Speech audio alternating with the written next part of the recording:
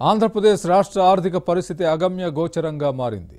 నిన్న మొన్నటి వరకు ఉద్యోగుల జీతాలకు కూడా అప్పులు తెచ్చిన ప్రభుత్వం ఇప్పుడు సాధారణ ఖర్చులకు కూడా అప్పుల కోసం వెతుక్కునే పరిస్థితికి దిగజారింది.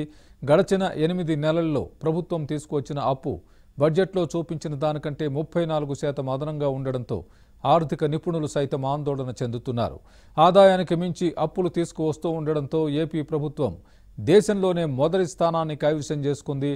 దిగజారుతూ సంక్షోభంలోకి వెళ్తున్న ఏపీ ఆర్థిక పరిస్థితికి ఇంతకంటే ఉదాహరణలు అక్కర్లేదని నిపుణులు అంటున్నారు.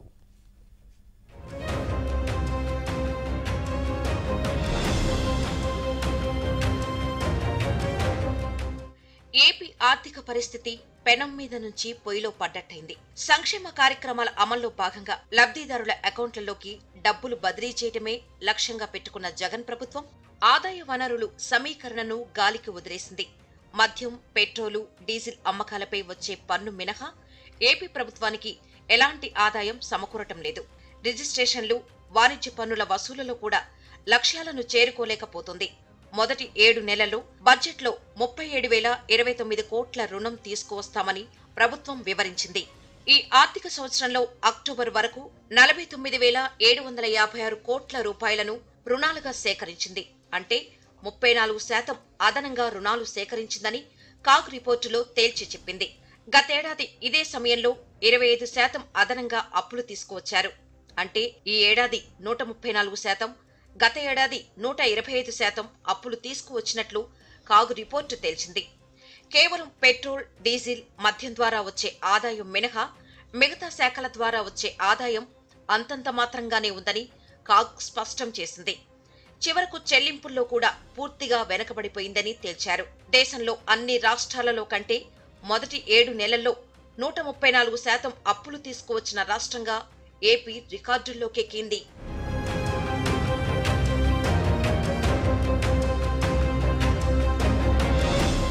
చివరికి క్యాపిటల్ వ్యయంలో కూడా ప్రభుత్వం వెనకబడిపోయింది. మొదటి 7 నెలల్లో బడ్జెట్లో 31,198 కోట్ల రూపాయలు వ్యయంగా చూపగా ఇందులో కేవలం 8,739 కోట్ల రూపాయలు మాత్రమే వ్యయం చేయగలిగింది. లక్ష్యాల్లో 28% మాత్రమే చేరుకోగలిగింది. మొదటి 7 నెలల్లో 1,77,196 కోట్ల రూపాయలు ఆదాయం వస్తుందని బడ్జెట్లో అంచనా వేయగా ఇందులో 75,332 కోట్ల రూపాయలు మాత్రమే ఆదాయం లభించింది. అంటే కేవలం 42.51% మాత్రమే లక్ష్యాలను చేరుకోగలిగింది. వచ్చిన ఆదాయంలో కూడా మద్యం, డీజిల్, పెట్రోల్పై మాత్రమే ఆదాయాన్ని సేకరించగలిగారు. మిగతా శాఖల ద్వారా వచ్చే ఆదాయంలో లక్ష్యాలను చేరుకోలేకపోతున్నారని కాగ్ వివరించింది.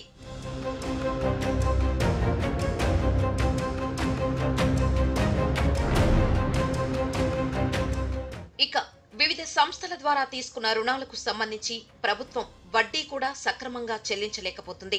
బాండుల ద్వారా సేకరించిన రుణాలకు ప్రభుత్వం సరైన రీతిలో వడ్డీ చెల్లించలేకపోతుందని కాగ్ నివేదిక ద్వారా తేలింది.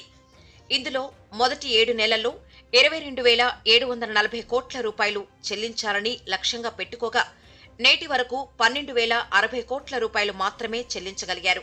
ఇలా అన్ని రంగాలలో కూడా రాష్ట్ర ప్రభుత్వం ఆర్థికంగా విఫలమైందని, ఇదే పరిస్థితి కొనసాగితే రాష్ట్ర ఆర్థిక పరిస్థితి మరింత క్షీణించే ప్రమాదం పొంచి ఉందని ఆర్థిక నిపుణులు హెచ్చరించారు. మొదటి 7 నెలల్లోనే పరిస్థితి ఇలా ఉంటే ఆర్థిక సంవత్సరంలో మరో 5 నెలల పాటు అప్పులు సేకరించాల్సి ఉంటుందని విశ్లేషిస్తున్నారు.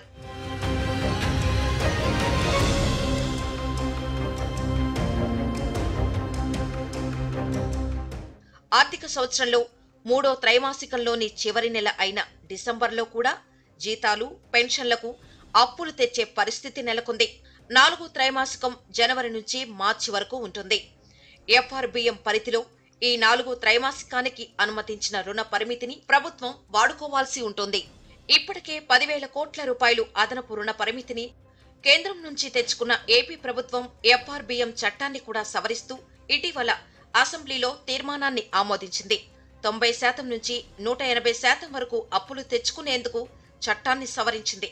ఇది ప్రమాదకరమైన ధోరణి అని ఆర్థిక నిపుణులు ఇప్పటికే హెచ్చరించగా తాజాగా డిసెంబర్లో విడుదలైన కాగ్ రిపోర్ట్ ఏపీ ఆర్థిక పరిస్థితి రోజురోజుకి క్షీణిస్తుందని అంకెల ద్వారా తేల్చి చెప్పింది.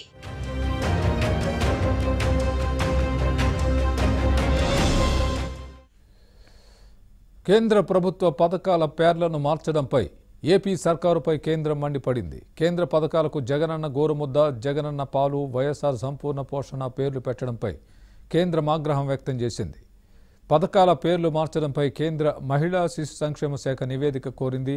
2021-22 ఆర్థిక సంవత్సరంలో ఐసీడీఎస్, ఐసీపీఎస్ పథకాలకు కేంద్రం కేటాయించిన 187 కోట్ల రూపాయల లెక్క చూపాలని కేంద్రం ఆదేశించింది. పథకాల పేర్లపై ఇటీవల కేంద్ర మంత్రి స్మృతి ఇరానీకి ఎంపీ రఘురామ ఫిర్యాదు చేయగా స్పందించిన కేంద్ర ప్రభుత్వం చర్యలు చేపట్టింది.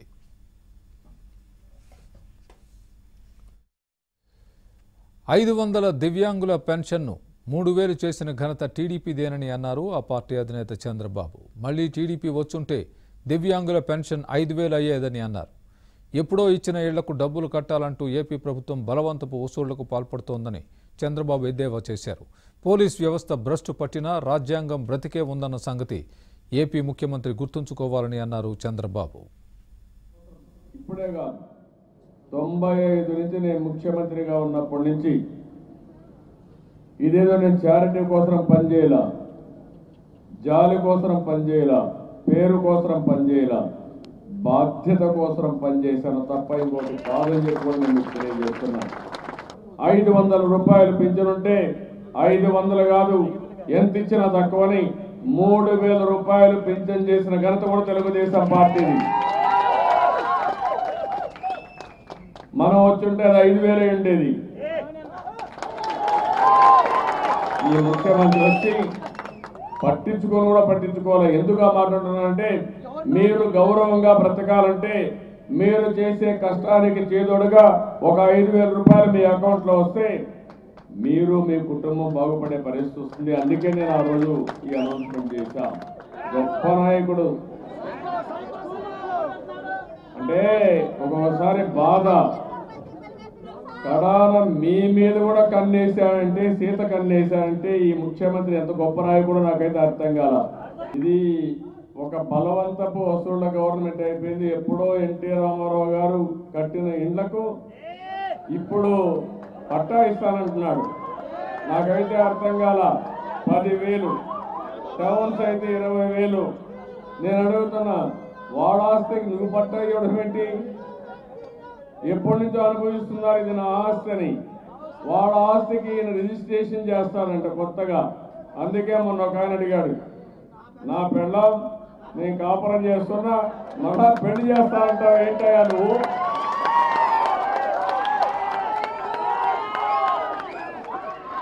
ఆ మాత్రం కామన్ సెన్స్ కూడా లేదు ముఖ్యమంత్రికి. మళ్ళా బలవంతం చేస్తున్నారు. డాక్రా మహిళలు చెప్పి మీరు లోన్ ఇవ్వండి వాళ్ళు ఇక్కడ ఇస్తారండి అంటే మళ్ళా ఇది చూసి కాల్మని రేపటి నుంచి వీళ్ళ ఇంటికి వచ్చి వేధిస్తారు. అదే మరి ఇంకొక మాట అంటున్నాడు, ఎవరైనా మాట్లాడితే కేసులు పెడతామని కాకినాడలో కేసులు కూడా పెట్టారు. నేను చెప్తున్నా ముఖ్యమంత్రి, నీ పోలీసు వ్యవస్థ భ్రష్టు పట్టచ్చు, రాజ్యాంగం ఇంకా బతికే ఉంది, ఆ విషయం గుర్తుపెట్టుకోమని హెచ్చరిస్తున్నా. ఎవరైనా సరే ఏ తప్పు చేసినా ప్రజలకు ఇష్టం లేకపోతే దాన్ని వ్యతిరేకించే స్వేచ్ఛ ప్రతి ఒక్కరికి ఉంది. అది జగన్ రెడ్డి ఇచ్చేది కాదు, భారత రాజ్యాంగం, అంబేద్కర్ ఇచ్చిన రాజ్యాంగం తప్ప ఇంకోటి కాదు. ఇలాంటి పిచ్చి చేష్టలు చేస్తూ కేసులు పెడతావా నువ్వు?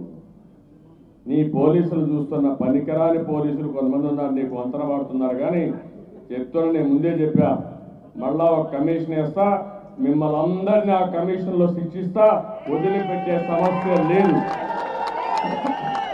ఏ వ్యక్తి అయినా సరే తప్పు చేసినప్పుడు అవతల వ్యక్తి ఎంత బాధపడతాడో, తప్పుడు కేసులు పెట్టిన వ్యక్తిని కూడా అదే మాదిరి శిక్షిస్తే అప్పుడు భయం ఉంటుంది.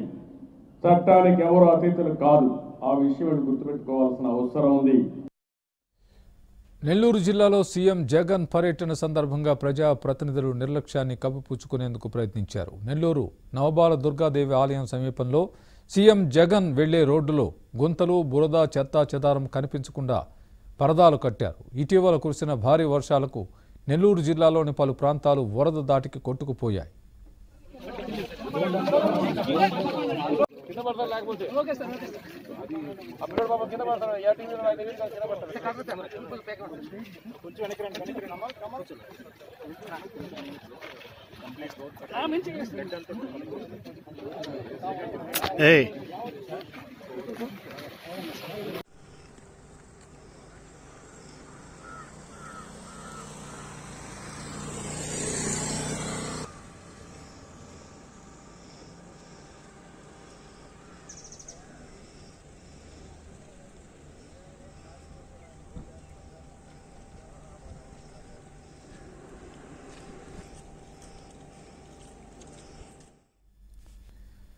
దేశంలో ప్రాంతీయ పార్టీలు జాతీయ రాజకీయాలపై ఫోకస్ పెట్టాయా?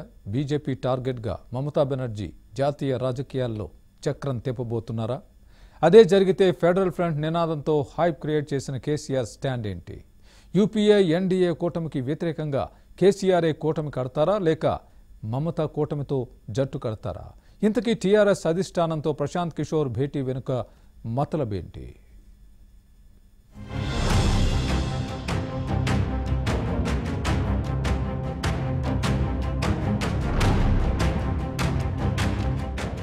రాబోయే పార్లమెంట్ ఎన్నికల నాటికి దేశ రాజకీయాల్లో చక్రం తిప్పడానికి దేశంలోని పలు రాజకీయ పార్టీలు ముందస్తు వ్యూహాలు రచించే పనిలో పడ్డాయి. ప్రస్తుతం దేశంలో బీజేపీ నేతృత్వంలో ఎన్డీఏ, కాంగ్రెస్ ఆధ్వర్యంలో యూపీఏ కూటములు దేశ రాజకీయాల్లో ప్రభావం చూపుతున్నాయి. యూపీఏ కూటమితో కాంగ్రెస్ 2 సార్లు అధికారం చేపట్టగా ఎన్డీఏ కూటమిలో బీజేపీ కూడా రెండోసారి అధికార పగ్గాలు చేపట్టింది. అయితే తాజాగా దేశవ్యాప్తంగా జరిగిన ఉప ఎన్నికల్లో అధికార బీజేపీ ప్రాభవం కోల్పోయింది. దీంతో దేశవ్యాప్తంగా బీజేపీ డౌన్ ఫాల్ స్టార్ట్ అయింది అన్న చర్చ మొదలైంది. ఈ నేపథ్యంలో నేషనల్ పాలిటిక్స్ మీద దృష్టి పెట్టిన విపక్ష పార్టీలు అలర్ట్ అయ్యాయి.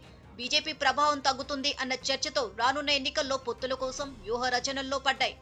జాతీయ రాజకీయాలపై ఫోకస్ పెట్టిన తృణమూల్ కాంగ్రెస్ అధినేత్రి మమతా బెనర్జీ కాంగ్రెస్ స్థానాన్ని టీఎంసీతో భర్తీ చేసేలా పావులు కదుపుతున్నారు. ఈ క్రమంలోనే ఎన్సీపీ అధినేత శరద్ పవార్, శివసేన అధినేత ఉద్దవ్ ఠాక్రేతో సమావేశమయ్యారు. యూపీఏ సారథిగా ఉన్న కాంగ్రెస్ ను టార్గెట్ చేశారు. ప్రస్తుత రాజకీయ పరిస్థితుల నేపథ్యంలో కాంగ్రెస్ ప్రభావం లేదని దీదీ పరోక్షంగా విమర్శిస్తున్నారు. యూపీఏ పక్షాలన్నిటినీ ఏకం చేసి జాతీయ స్థాయిలో కూటమి కట్టి లీడ్ చేసే ఆలోచనలో ఉన్నట్టు పొలిటికల్ సర్కిల్లో జోరుగా చర్చ జరుగుతోంది. అయితే దీదీ స్పీడ్ పెంచిన వేళ ఇప్పుడు అందరి చూపు తెలంగాణపై పడింది. టీఆర్ఎస్ అధినేత కేసీఆర్ ఎటువైపు ఉంటారు అన్న చర్చ జోరందుకుంది.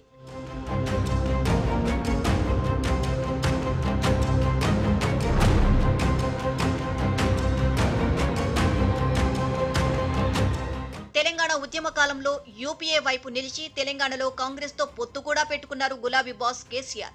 ఆ తర్వాత తెలంగాణ రాష్ట్రం ఏర్పాటు కావడం, కేసీఆర్ ముఖ్యమంత్రి కావడం చకచకా జరిగిపోయాయి. అయితే రోజులు మారిపోయి దేశంలో బీజేపీ సర్కార్ అధికార పగ్గాలు చేపట్టింది. అప్పటి నుంచి అనేక అంశాల్లో కేంద్రంతో సఖ్యతగానే ఉంటూ వచ్చారు. రెండోసారి కేసీఆర్ అధికార పగ్గాలు చేపట్టాక దేశంలో ఫెడరల్ ఫ్రంట్ నినాదంతో ముందుకొచ్చారు. యూపీఏ, ఎన్డీఏ కూటములకు ప్రత్యామ్నాయంగా ప్రాంతీయ పార్టీలని ఏకం కావాలి అంటూ పలు రాష్ట్రాల్లో పర్యటించి వివిధ ప్రాంతీయ పార్టీల నాయకులతో మంతనాలు కూడా జరిపారు. అయితే ఎన్నికల తర్వాత కేసీఆర్ సైలెంట్ అయిపోయారు. ఇక ప్రస్తుతం ధాన్యం కొనుగోలు అంశంలో ముదిరిన వివాదంతో బీజేపీపై యుద్ధం ప్రకటించారు కేసీఆర్. కేంద్రంతో అమీతుమీ అంటూ గర్జించారు.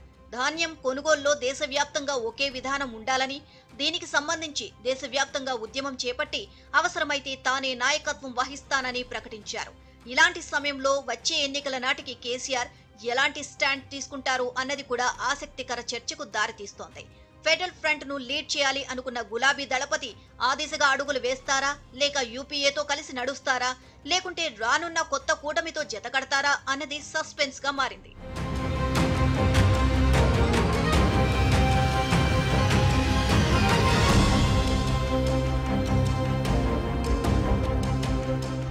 ఇదిలా ఉంటే దేశవ్యాప్తంగా రాజకీయ పార్టీలకు ఎన్నికల వ్యూహకర్తగా వ్యవహరిస్తున్న ప్రశాంత్ కిషోర్ అండ్ టీం పదే పదే టీఆర్ఎస్ అధిష్టానంతో భేటీ కావడం ప్రాధాన్యత సంతరించుకుంది. మమత కోసం పనిచేస్తున్న పీకే జాతీయ స్థాయిలో కలిసి వచ్చే ప్రాంతీయ పార్టీలను ఏకం చేసే పనిలో పడ్డట్లు తెలుస్తోంది. మమత నాయకత్వాన్ని బలపరచడానికి కలిసి రావాలని కేసీఆర్ ను కోరినట్లుగా కూడా చర్చ జరుగుతోంది. ఈ క్రమంలోనే తెలంగాణలో మూడోసారి అధికారంలోకి రావాలని ప్రయత్నిస్తున్న టీఆర్ఎస్ కు ఎన్నికల వ్యూహాలను అందించే పనిలో ఉన్నారట. మరోవైపు ఇప్పటికే తృణమూల్ కాంగ్రెస్ నేతలు టీఆర్ఎస్ నేతలతో మంతనాలు కూడా జరిపినట్లు తెలుస్తోంది. మొత్తంగా థర్డ్ ఫ్రంట్ కోసం మమతా బెనర్జీ దూకుడుగా వ్యవహరిస్తుండగా దేశ రాజకీయాలను నిశితంగా పరిశీలిస్తున్న కేసీఆర్ వచ్చే ఎన్నికల్లో ఎలాంటి వ్యూహంతో ముందుకు వెళ్తారు అన్నది ఆసక్తి రేపుతోంది.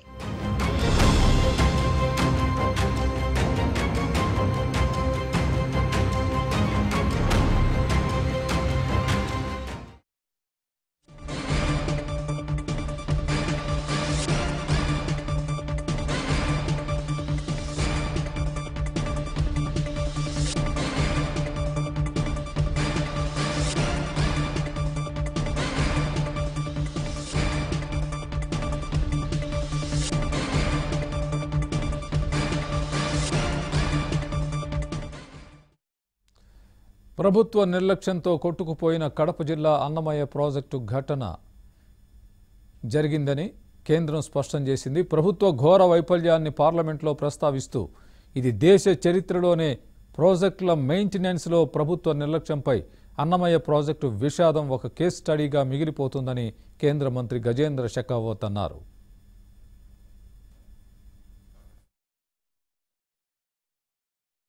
में से एकाएक पानी छोड़ना पड़े, चाहे वो बांध में से एकाएक पानी छोड़ा जाए, चाहे वो बांध टूट जाए। और अभी अन्नामय की चर्चा हमने की था, अभी कुछ लोगों ने उल्लेख किया था। मैं आपके सदस्यों के संज्ञान में लाना चाहता हूं कि अन्नामय बांध में जब एकाएक पानी आने लगा, उसकी स्पिलवे कैपेसिटी से ज्यादा 1.5 गुने से ज्यादा पानी उस नदी में बह रहा था। एकाएक निर्णय करना पड़ा कि 5 गेट खोल दिए जाएं ताकि स्पिलवे और गेट्स दोनों मिला करके जितना पानी आ रहा है उतना पानी बाहर निकल जाए। लेकिन बड़े दुख के साथ में माननीय सभापति जी मैं कहना चाहता हूं कि 4-5 गेट में से एक गेट नहीं खुल पाया क्योंकि वो फंक्शनल नहीं था, वो गेट काम नहीं कर रहा था। अब मैं पूछना चाहता हूं कि उसकी जिम्मेदारी किसकी थी? क्या राज्य की उसकी जिम्मेदारी नहीं थी? लेकिन उसका प्रभाव कितनी लंबी दूर तक उसका प्रभाव पड़ा। जिन मवेशियों ने जान गंवाई, जिन लोगों ने जान गंवाई, जिनकी माल की संपत्ति का नुकसान हुआ, क्या उसको लेकर के पूरे देश भर में क्या सर शर्म से न झुका कि जब पूरी दुनिया भर में जब ये उल्लेख किया गया कि भारत में एक और बांध टूटा है, एक और बांध टूट गया है और पूरी दुनिया के इंजीनियर्स जो डैम सेफ्टी पर काम करते हैं, आईकॉल से लेकर के सारी दुनिया के इंजीनियर्स बैठ करके जब इस पर चर्चा करेंगे, विचार करेंगे कि ये भारत में एक बांध टूटा है, उसको एक केस स्टडी में लिया जाएगा, ये हम सब लोगों के लिए राष्ट्रीय शर्म का विषय। तो क्या इस तरह की एक व्यवस्था क्यों न डेवलप की जाए कि जहां अकाउंटेबिलिटी फिक्स हो सके और ऐसी डैम जो है व्यवस्थाओं को हम एक कानून बना करके सुनिश्चित कर सके। జల ప్రళయం ముంచుకొస్తోందని వాతావరణ శాఖ హెచ్చరించిన తాడేపల్లి ప్యాలెస్లో పవడిస్తున్న జగన్ రెడ్డి నిద్ర లేవలేదని ఇప్పుడు ఏకంగా కేంద్ర ప్రభుత్వమే ప్రకటించిందని అన్నారు లోకేష్. వైసీపీ ప్రభుత్వ నిర్లక్ష్యం వల్లనే అన్నమయ్య ప్రాజెక్టు కొట్టుకుపోయిందని కేంద్ర జలశక్తి శాఖ మంత్రి గజేంద్ర సింగ్ షెకావత్ రాజ్యసభలో ప్రకటించారని అన్నారు. జగన్ రెడ్డి గారి నిర్లక్ష్యం కారణంగా అధికారిక లెక్కల ప్రకారమే 39 మంది జల సమాధి అయ్యారని విమర్శించారు. 8 గ్రామాలు పాక్షికంగానూ 4 గ్రామాలు పూర్తిగానూ దెబ్బతిన్నాయని 1721 కోట్ల ఆస్తి నష్టం వాటిల్లిందని చెప్పారు.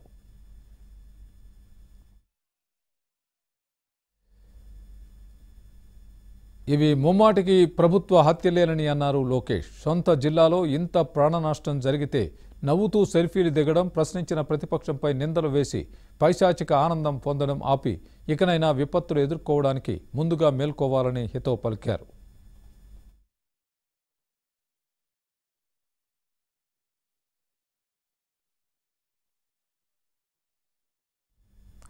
ఉద్యోగ సంఘాల్ని ముచ్చటగా మూడోసారి జాయింట్ స్టాఫ్ కౌన్సిల్ సమావేశానికి పిలిచిన ప్రభుత్వం వారికి మరోసారి మొండి చేయి చూపింది.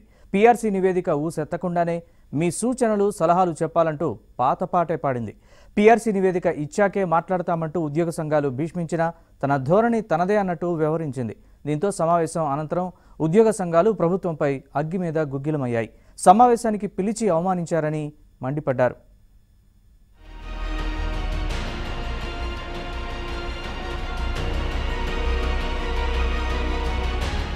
ఏపీ ప్రభుత్వం జాయింట్ స్టాఫ్ కౌన్సిల్లోని సభ్య సంఘాల నుంచి ఇద్దరిద్దరు చొప్పున పీఆర్సీ సమావేశానికి ప్రభుత్వం ఆహ్వానించింది. తిరుపతిలో సీఎం జగన్ పనిగట్టుకుని మరి ఉద్యోగులను పిలిచి పీఆర్సీపై వారం 10 రోజుల్లో తేల్చేస్తామని చెప్పుకొచ్చారు. ఈ ప్రకటనను మీడియాలో చూసిన ఉద్యోగ సంఘాలు ఇదే వాస్తవమైతే స్వాగతిస్తున్నామంటూ ప్రకటనలు కూడా చేశాయి. కట్ చేస్తే సీను సచివాలయానికి మారింది. సమావేశానికి హాజరైన ఉద్యోగ సంఘాల ఆనందం ఆవిరైంది. ముచ్చటిగా మూడోసారి సమావేశంలో కూడా అధికారులు what to do, what not to do అంటూ ఎదురు ప్రశ్న వేయడంతో ఉద్యోగ సంఘాల నాయకులు అవాక్కయ్యారు. అంతలో తేరుకొని పీఆర్సీ నివేదిక ఇప్పటికైనా ఇవ్వాలని, చర్చల ప్రక్రియను ప్రారంభించాలని అభ్యర్థించారు. అయితే అధికారులు మాత్రం పాతపాటే పాడడంతో ఉద్యోగ సంఘాలు అభ్యంతరం తెలిపినట్లు చెప్పాయి.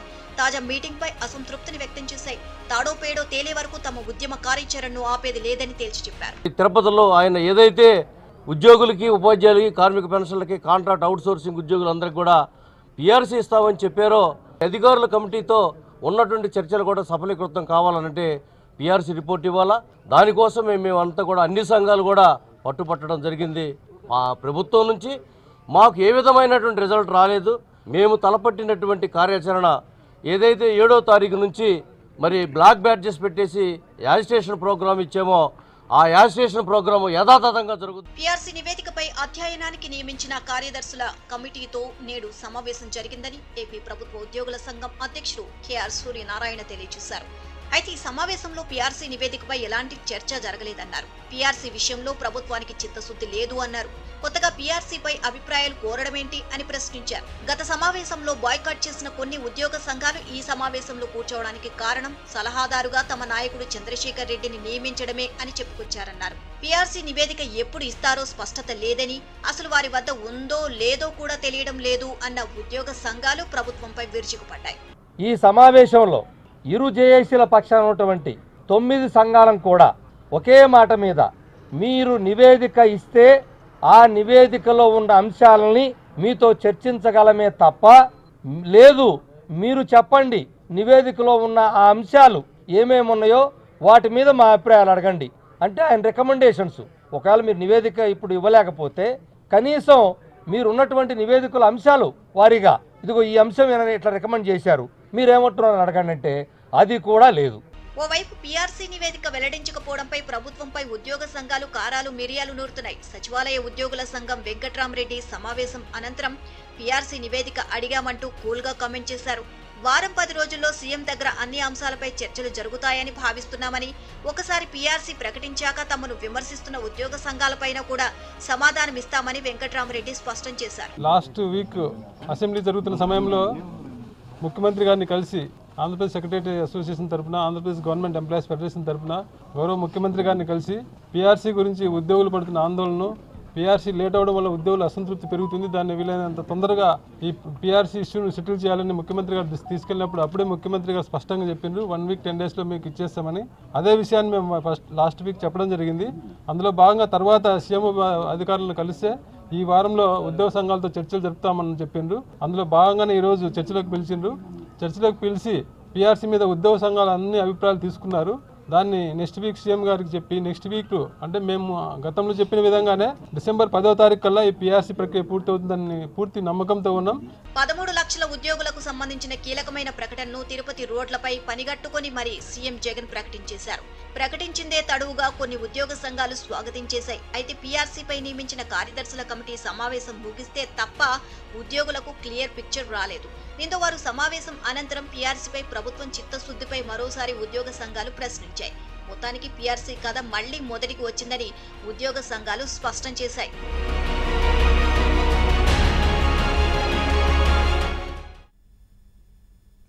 ఏపీలో సినిమా టికెట్ల ధరలను నిర్ణయిస్తూ జీవో జారీ తర్వాత టాలీవుడ్లో ఆందోళన మొదలైంది. ఇదే సమయంలో తెలంగాణ ప్రభుత్వంతో సినీ ప్రముఖులు చర్చలు జరిపారు. మంత్రి తలసాని శ్రీనివాస్ యాదవ్ను ఎస్ఎస్ రాజమౌళి, దిల్ రాజు, డివివి దానయ్య, త్రివిక్రమ్ శ్రీనివాస్తో పాటు మరికొందరు సినీ ప్రముఖులు కలిశారు. కరోనా కేసులు పెరుగుతున్న సమయంలో థియేటర్లు మూసేస్తారంటూ జరుగుతున్న ప్రచారం, టికెట్ల రేట్లు, ఇతర సమస్యలపై చర్చించారు.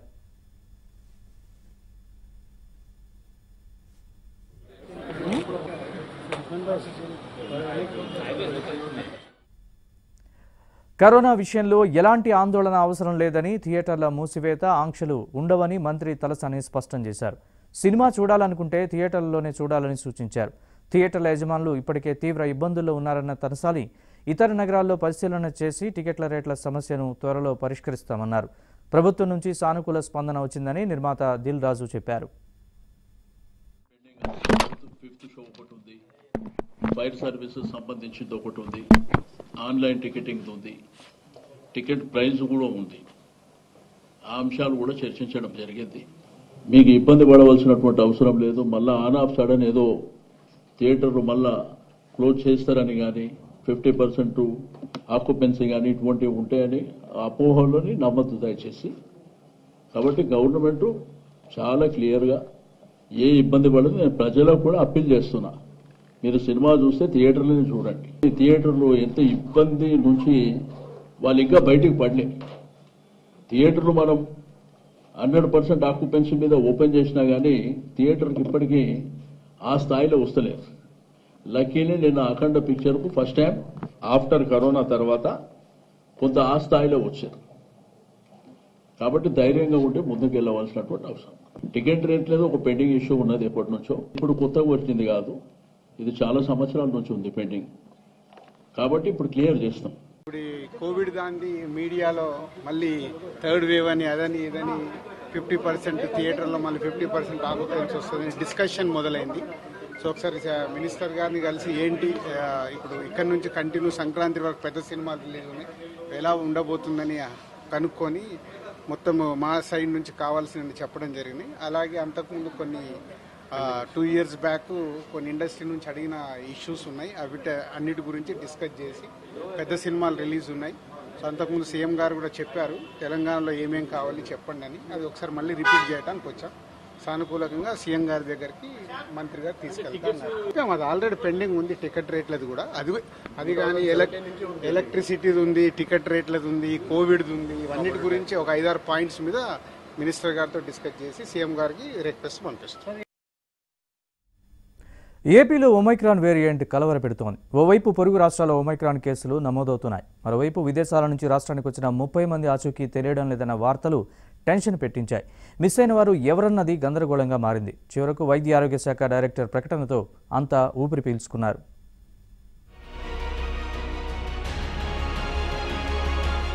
ఏపీలో కరోనా కొత్త కేసులు హాట్ టాపిక్ గా మారాయి. రాష్ట్రంలో రోజుకు 150 నుంచి 200 వరకు కేసులు నమోదవుతున్నాయి. ఇప్పటికీ పాజిటివ్ కేసులు 2138 ఉన్నాయి. ఇదే సమయంలో దక్షిణాఫ్రికాలో బయటపడిన ఒమైక్రాన్ వేరియంట్ అందరినీ హడలెత్తిస్తోంది. కర్ణాటకలో 2 కేసులు గుర్తించడం, తెలంగాణలో అనుమానితుల శాంపుల్స్ జీనోమ్ కు పంపడంతో ఏపీలోనూ ఆందోళన మొదలైంది. విదేశాల నుంచి ఎవరొచ్చినా అనుమానించాల్సిన పరిస్థితి వచ్చింది.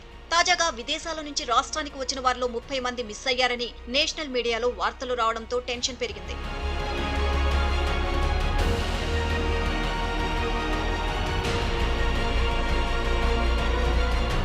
విదేశాల నుంచి ఏపీకి వచ్చి మిస్ అయిన ఆ 30 మంది ఎవరు అన్న వార్త కలవరానికి గురి చేసింది. దీంతో వైద్య శాఖ స్పందించింది. విదేశాల నుంచి అందరి ఆచూకీ ఉందని, వారంతా హోమ్ ఐసోలేషన్ లో ఉన్నారని ప్రకటించింది. ఏపీలో ఇంటర్నేషనల్ ఎయిర్పోర్ట్లు లేవు. విదేశాల నుంచి రాష్ట్రానికి వచ్చేవారు హైదరాబాద్, బెంగళూరు, చెన్నై, ఢిల్లీ విమానాశ్రయాల్లో దిగి వాహనాల్లో వస్తూ ఉంటారు. ఎయిర్పోర్టుల్లోనూ కేంద్ర ప్రభుత్వం మార్గదర్శకాల ప్రకారం స్క్రీనింగ్ టెస్ట్ కూడా చేస్తారు. లోకల్ ఫ్లైట్లలో వచ్చేవారికి కూడా పరీక్షలు చేస్తారు. ఆ వివరాలన్నీ జిల్లా అధికారులకు ఎప్పటికప్పుడు చేరవేస్తామని వైద్య శాఖ తెలియజేసింది.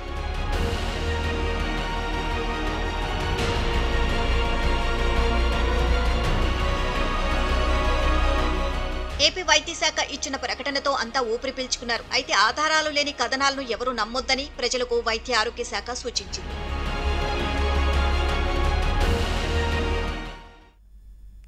విదేశాల నుంచి వచ్చిన ఓ యువతికి కరోనా టెస్ట్ నిర్వహించక పాజిటివ్గా తేలింది. కుత్బుల్లాపూర్ సర్కిల్ గణేష్ నగర్ సమీపంలోని రిడ్జ్ టవర్స్కు చెందిన ఓ యువతి విదేశాల్లో ఉంటోంది. అయితే నిన్న తెలంగాణకు రావడంతో శంషాబాద్ ఎయిర్పోర్ట్లో కరోనా పరీక్షలు నిర్వహించారు. టెస్ట్లో ఆమెకు పాజిటివ్ నిర్ధారణ అయింది. అయితే అధికారులు హాస్పిటల్కు తరలించే క్రమంలో అక్కడి నుంచి తప్పించుకొని తల్లిదండ్రుల వద్దకు చేరుకుంది. అప్రమత్తమైన ఎయిర్పోర్ట్ అధికారులు పాస్పోర్ట్ ఆధారంగా చిరునామా గుర్తించి జీడిమెట్ల పోలీస్ స్టేషన్కు సమాచారం అందించారు. వెంటనే పోలీసులు, వైద్య శాఖ అధికారులు రిడ్జ్ టవర్స్కు చేరుకోగా ఆమె అక్కడి నుంచి కూడా తప్పించుకునే ప్రయత్నం చేసిందని అధికారులు తెలిపారు.